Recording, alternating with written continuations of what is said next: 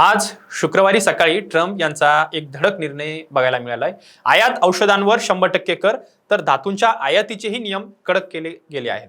जागतिक व्यापार आणि औषध निर्माण क्षेत्रात मोठी उलथापालथ घडून आणणारा एक महत्त्वपूर्ण निर्णय आज आपल्याला बघायला मिळाला। अमेरिकेचे राष्ट्राध्यक्ष डोनाल्ड ट्रम्प यांनी घेतलाय। 3 एप्रिल 2026 रोजी शुक्रवारी सकाळीच डोनाल्ड ट्रम्प यांनी 2 महत्त्वाचे कार्यकारी आदेश जारी केले आहेत।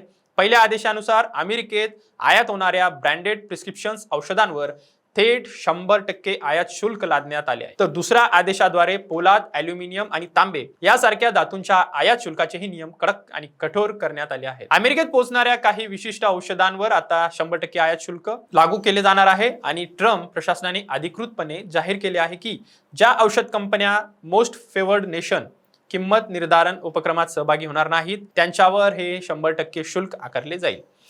जर कोणत्याही कंपनीने अमेरिकेत स्थानिक पातळीवर उत्पादन करण्यास किंवा औषधांच्या किमतीत कमी करण्यास नकार दिला तर त्यांना या कठोर नियमांचा सामना करावा लागेल। या नव्या नियमांमुळेच औषध कंपन्यांसमोर आता 2च पर्याय उरले आहेत। एकतर त्यांनी अमेरिकी सरकारच्या सर्व अटींचे तंतोतंत पालन करावे किंवा या प्रचंड मोठ्या शुल्काचा भार उचलावा। या निर्णयाची अंमलबजावणी करण्यासाठीच मोठ्या कंपन्यांना 120 दिवसांची मुदत देण्यात आली आहे, तर लहान कंपन्यांसाठी हीच मुदत 180 दिवसांची मुदत आहे। मात्र जर एखादी कंपनी अमेरिकेत आपला नवीन कारखाना सुरू करण्यास तयार असेल किंवा किमतीच्या कराराबाबत वाटाघाटी करण्यास राजी असेल तर त्यांना या शुल्कामध्ये 20% सवलत दिली जाऊ शकते। यातून एक स्पष्ट होतं की अटी कडक असल्या तरी पर्याय पूर्णपणे बंद झालेले नाहीत। दुसरीकडे युरोपियन युनियन, जापान, दक्षिण कोरिया आणि स्वित्झर्लंड या देशातील कंपन्यांना जवळपास 15% शुल्क भरावे लागेल, तर ब्रिटनमधील कंपन्यांसाठी हे शुल्क सुमारे 10% शुल्क असणार आहे। यातूनच अमेरिकेला आपल्या व्यापारी भागीदारांसोबत योग्य संतुलन राखायचे असल्याचे स्पष्ट होते। औषध क्षेत्राव्यतिरिक्त धातू क्षेत्रासाठी ट्रम्प यांनी अत्यंत कडक पावले उचलली आहेत।